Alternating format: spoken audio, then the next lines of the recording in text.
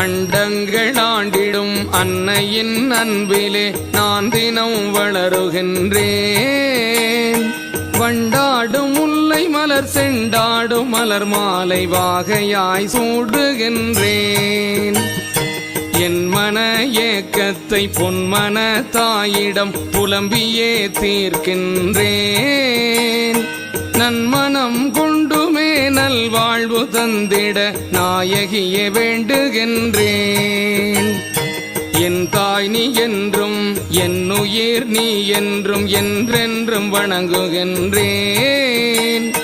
வந்தாயே வாழ்வு தர தந்தாயே வாழ்வுதனை வணங்கியே தொழுகின்றேன்.